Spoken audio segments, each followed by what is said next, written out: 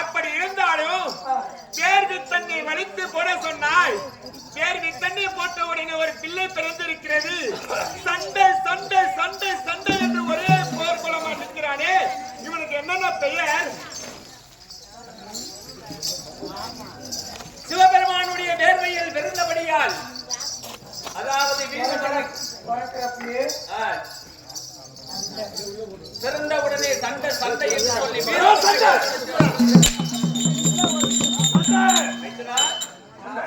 இந்த பிள்ளைக்கு என்ன பேரை வைக்கலாம்?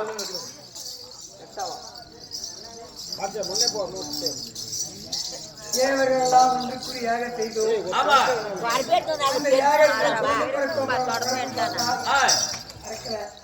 கடைசியில யாகத்தை கவனித்தாங்க நீங்கள்.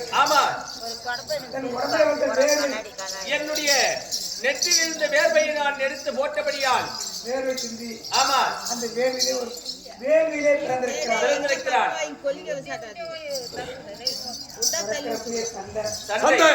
சண்டை எங்க இருக்குது? சண்டை ஒயின் ஷாப்ல சண்டை சண்டை.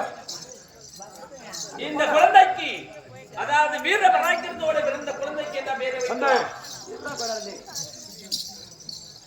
எரியும் அதாவது இந்த வேல் வெண்ணி இருக்கு இல்லையா? ஆமா, இந்த வண்டியிலே பிறந்ததால இவனுக்கு பெயர் வைக்கலாம். வண்டியிலே பிறந்தான் இல்லையா? வீரத்தோடு பிறந்திருக்கிறான். அதனால இவனுக்கு வீர வண்டி.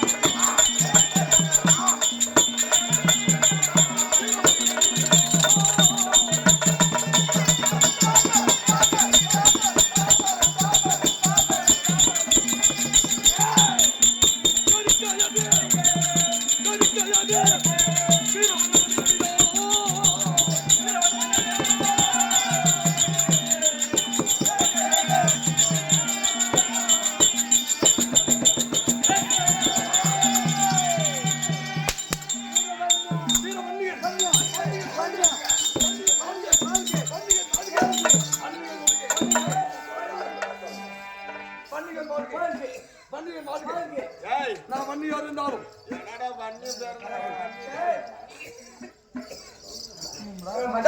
மைத்துனா மச்சான் என்னையா அது அதிசயமா இருக்குது.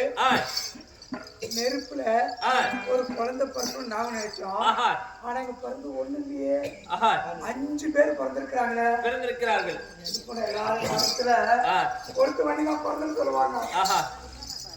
5 வண்டியில் பிறந்திருக்கிறாங்க. 5 பேர் பிறந்திருக்கிறாங்க. என்னன்னா யாரு இருந்தா ஜாம்பு மகாரி தலைமையில பிறந்தது ஜாம்புவன்னியன். ஆமா ஜாம்பவன்னியன். ஆமா. இந்த விஷ்ணுடைய அவதாரத்துல பிறந்த விஷ்ணுவன்னியன். பிரம்மனுடைய அவதாரத்துல பிறந்தவன் பிரம்மவன்னியன்.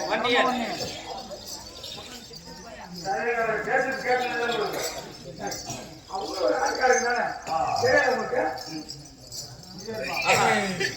அவங்க ஒரே வழியை சொல்லிருந்தாங்கல்ல. இப்ப நான் 5 பேரை சொல்றேன்ல. இது என்னடா இது புதுசாக்குறா இல்ல கேமரா சொல்றேன்.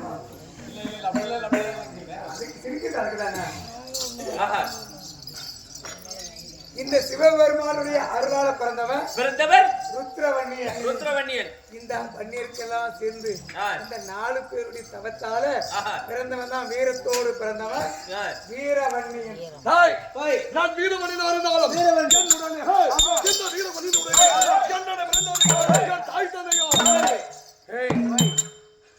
முன்பதாக இருந்தால் என்பதாக சொல்லிக் கொண்டிருக்கிறார். யார் அது? உன்னோடு பிறந்தது நீ மட்டும் இல்ல.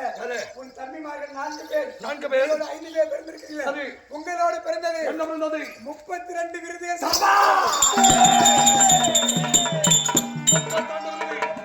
என்னது? வீரசாட்டை, வீரசாட்டை, வீரப்பம்பை, வீரவம்பை, பண்டம், பொடிசீலை, பொலிசீலை, பகல் தீவிட்டு, அதனால் பகல் பண்டம், மார்பிலே பூணூல், காதிலே குண்டலம், வெள்ளை குதிரை, வெள்குதிரை, வேட்டை நாய், கலப்பை, கலக்கை, என்று சொல்லப்பட்டு 32 விருதுகளோடு நீ பிறந்திருக்கிறாய். நீ பிறந்து யாருன்னு கேட்கிறீங்க? கொப்பதான் இவன். ஆனா கொப்பனுக்கு ஒரு பாட்டு வச்சிருக்கான் தெரியுமா? கொப்பதான் இங்க. இவர் யாரு? மகனே வீரவன்னியா. இங்க நிக்கிறாள் இவர் சங்கரன். இவர் சங்கரனா? ஆமா சங்கரனா. ஆனா இந்த சங்கரனுக்கு ஒரு அப்பா இருக்கிறான். இவர் சங்கரனா? ஆமா. ஏன் சொல்லுங்க?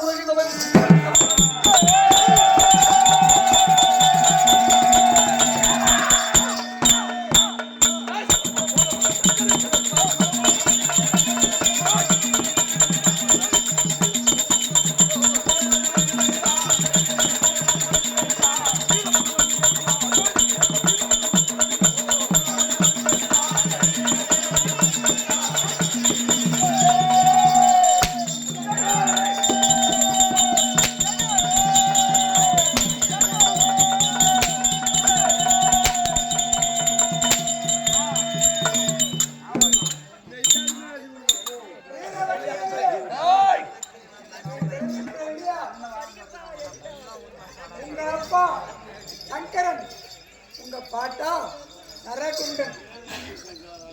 நரகுண்டனுக்கு பேரன், சரகுணனுக்கு வேதன், சங்கரனுக்கு மைந்தன், சங்கரனுக்கு மைந்தன், வீரவன்னியன், மார்பிலே பூணூலான, காதிலே குண்டலத்தோடு நீ வீரத்தோடு பிறந்திருக்கிறாய். நீ பிறந்த இடம் எல்லாரும் கேட்கலாம். வன்னியம் பிறந்த யாரு தெரியுமா? சங்கரன் கோயில் எங்க இருக்கு தெரியுமா? கள்ளக்குறிச்சி மாவட்டம் சங்கரன் கோயில் தான். அங்க போய் பாத்தீங்கன்னாக்க அங்க சங்கரன் சிவபெருமான் அங்க பேர் இருக்க சங்கரன் தான். அந்த சங்கரனுக்கு முன்னால இருக்கிறது இவங்க அப்பா சரகுண்டன். அந்த குண்டத்துல பிறந்தது சரகுண்டன். சரகுண்டனுக்கு பேரன் தான் வன்னியன். அங்கதான் வன்னியனுக்கு சிறப்பு பூஜை. அந்த ஊர்ல நாடகம் வச்சிருந்தாக்க வன்னிய புராண நாடகம் 7 நாள் எல்லாரும் காசு கொடுத்தீங்களா? அதுதான் சங்கரன் கோயில். அந்த சங்கரன் கோயில் தான் இந்த வன்னியன் பிறந்த இடம். அப்படி ஆமா இப்படி அக்கனியில 32 விருதோகம் இருந்தாலும் இவரின் தந்தை ஆமா இவரே அது ஆமா அம்மா மகனே அப்பா மகனே வீரவன்யா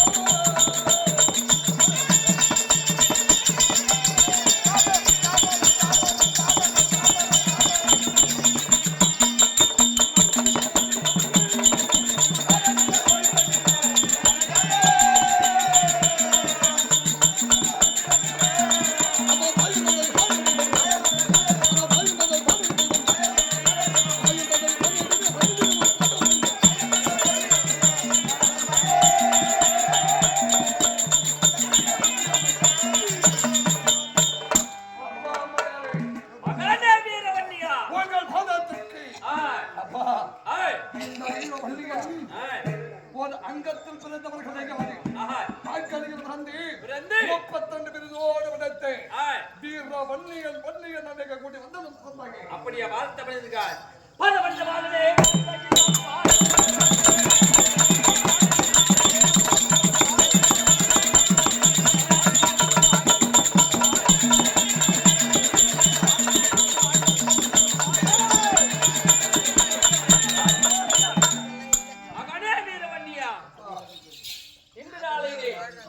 உலகத்திலே தாயும் தந்தையும் தெய்வம் என்று ஓடி வந்து பாதத்தை பணிந்து வைக்கிறாய். கடல் சூழ்ந்த உலகத்தில் சுகமாக வாழ வேண்டும். இருக்கட்டும். நீங்கள் என் தாய் தந்தை என்றால் உன்னுடைய மாமன் தாய் மாமன் மாமா உங்கள் பாதத்திற்கு வீரவன்னியின் வணக்கையா வணக்கையா யார் தெரியுமா? யாரா உனக்கு நான் மாமன் மாமனாயா மாமனா இருந்தாலும் தாய் மாமன் எந்த மாமனா இரு மாமச்சவரோட இது இருக்கலாம் வணக்கையா இருக்கலாம். மலை ஏற போனாலும் மாமன் உதவி தேவை. சரி அதனால தாய் மாமனுக்கு தலை குனிஞ்சு வைக்கும். உனக்கெல்லாம் எதுக்கான வணக்கம் பண்ண உனக்கெல்லாம் வணக்கம் பண்ண முடியாது. தலை குனிய மாட்டேன். இந்த வன்னியன் உனக்கு தலை குனிவதா? தலை குனிய மாட்டேன்.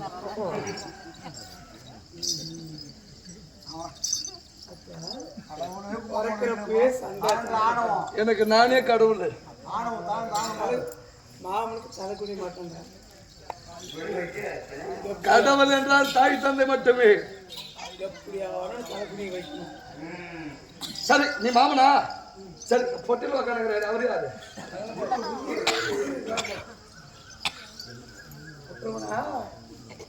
தலை குனிய வைக்காம சாமி வந்தோன்னு பட்டாசு கழி போட்டோம். தலை குனிய வைக்க அண்ணியா மாமா மாமானுக்கு வெள்ளுக்கும் தெரியா? அதனால அண்ணியனே ஆமாமா அண்ணியர் கோலம்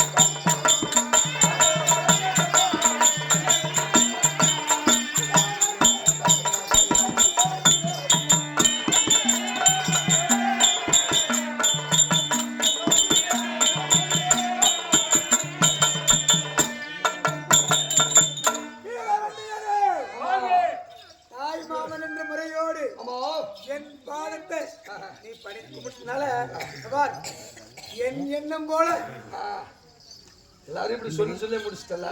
என் எண்ணம் போல் நீ நல்லா இரு. ஆகட்டும். இவர் யார்? யாருக்கு இல்லையா? யாரு? உங்க குரு, குலகுரு. ஓ, மாதா பிதா குரு தெய்வம் என்று சொல்வார்கள். இந்த குரு தானா? ஆமா, குருவே.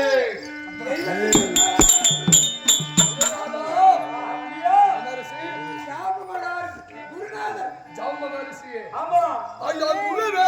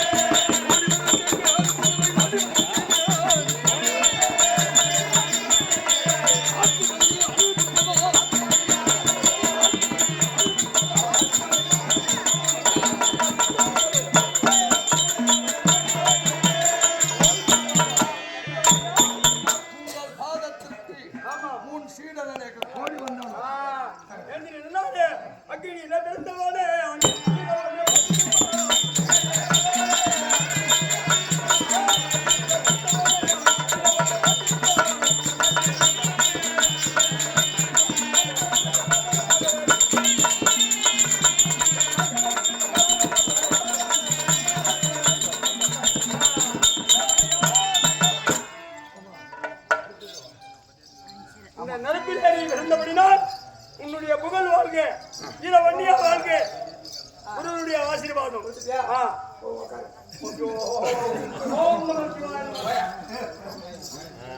நன்றியனே. சரி, உன்னை ஏன் நாங்கள் பறிக்க வைத்தோம்? ஒரு வார்த்தை என்ன கேட்கட்டுமா?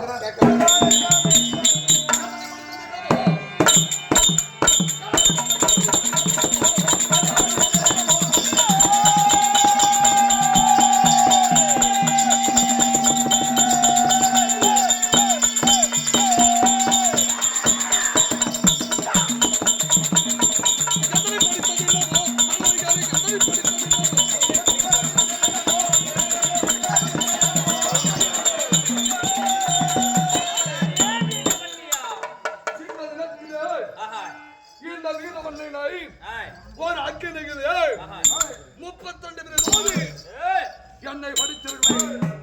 என்ன காரணம் தந்தையே? என்ன காரணம்? பண்ணியா மாமா, உன்னை நாங்க எல்லாம் ஏன் படிக்க வச்சு தெரியுமா? எதற்காக படித்தீர்கள்? ரத்னாபுரி கோட்டைக்கு அதிபதி வாதாபி சூரன் 8 அஸ்தவசக்கரையும் சிறை கொண்டு போயிருக்கிறான். ஆகட்டும். அதனால் அந்த 8 அஸ்தவசக்கரையும் காப்பாற்றணும். அந்த ரத்னாபுரி கோட்டைக்கு படிக்கல்லாக கொண்டு போய் வைத்திருக்கிறான். அந்த 8 அஸ்தவசக்கரையும் காப்பாற்றணும். அதனாலதான் தேவரெல்லாம் சேர்ந்து உன்னை பிறக்க வச்சது சண்டைக்காக தான் பிறக்க வச்சோம். சண்டையா? ஆமா, ஏன் பிறக்க வச்சோம்? எதற்கு? இந்த மன்னியன் பிறந்தான், அந்நியன் அழிந்தான் என்று பெயர் இருக்கணும், சரித்திரம் இருக்கணும்.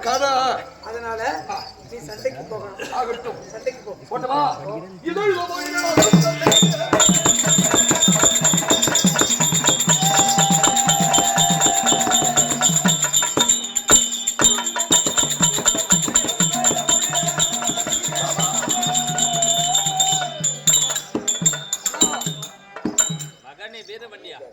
அம்மா, இருந்தாலும் இந்த தினத்திலே இந்த மகனை பற்றி சண்டைக்கு போகின்றார் என்னை வலியுறுத்தி வைக்கிறாரே. அந்த சண்டையிலே சண்டை என்பது ஒருவர் பங்கு கிடையாது. சண்டை என்பது இருவர் பங்கு. அந்த சண்டையிலே அந்த வாதாப்பி மாறலாம், இல்லை என்றால் இந்த வீர வன்னியன் மாறலாம். அதற்காக தந்தையே, நாளை நான் மாண்டு விட்டால் ஈமகம் செய்வதற்கும் எல்லா தலைவர்களுக்கும் கூட உடைத்து கொள்ள வைப்பதற்கு எனக்கு ஒரு பிள்ளை வேண்டும் அல்லவா? அதற்காக எனக்கு திருமணம் செய்து நீ பிறந்தா அழிஞ்சான்னு போயிருக்க கூடாது. ஆமாங்க, வரலாறு பேசணும் இல்லையா? பண்ணிய பிறந்தாலும் சும்மா சந்தரிச்சு செத்துட்டான்னு சொல்லக்கூடாது. என் பிள்ளையாக வளர்ந்து இந்த வன்னியின் குலத்தை ஓங்க வேண்டும். இந்த வன்னியன் வாழ்க. திருமணம் செய்யுமாமா? என்ன பாத்துக்கிறியா? கல்யாணமா? இருந்தாலும் என்னுடைய பிள்ளை வீரவன்னியன் பிறந்து இந்த வாதாப்பியை வெல்ல வேண்டும் என்று புறப்படக்கூடிய நேரம் அவன் குலமாகப்பட்டது வீரவன்னிய குலமாகப்பட்டது ஓங்கி வாழ வேண்டும். அதனால் என்னுடைய மகனுக்கு ஒரு திருமணம் செய்ய வேண்டும். கல்யாணமா? யோ, ஏயா நாம இருக்குது காடு. ஆஹா நாம இருக்குது காடு. காடு. ஆ. இந்த காட்டுல போய் எங்கேயா பொண்ணு தேடுறது? எங்க பொண்ணு தேடுவேன் என்ன பண்ணுவேன் எனக்கு தெரியாது. என் மகனுக்கு திருமணம் செய்ய வேண்டும். சரி, பொண்ணு வேணா சரி பண்ணலாம். ஆஹா ஏன்னா இந்திராணிகா கஸ்துன்னு வந்திருக்கிறான். ஆஹா அந்த தேவேந்திர சிறை மீட்டனா இந்திராணி மகளாருக்கு மந்திரமாலை இருக்கிறார். மந்திரமாலை இருக்கிறார். அந்த மந்திரமாலைனா பொண்ணு கொடுக்கலாம். அவனுக்கு அப்பம் கிடையாது. நான் தகப்பு ஸ்தானத்துல இருந்து நான் என்ன இந்த கல்யாணத்தை நடத்துறியா? ஆகட்டும். அதனால சரிமா சுவாமி உன் மகன் மந்திரமாலை போடணும்.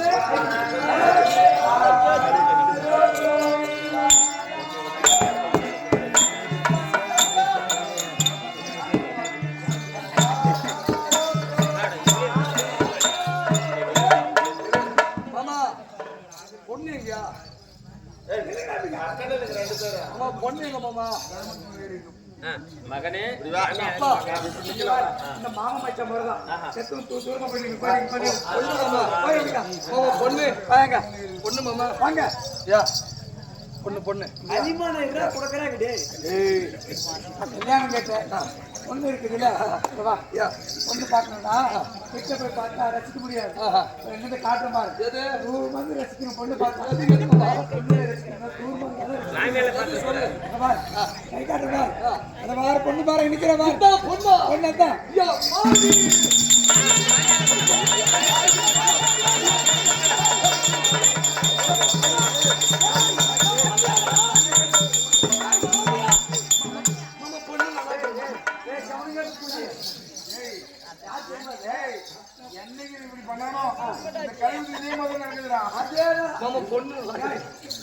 அதே மாமியா மாமா அவன் மகளோட மாமே நல்லா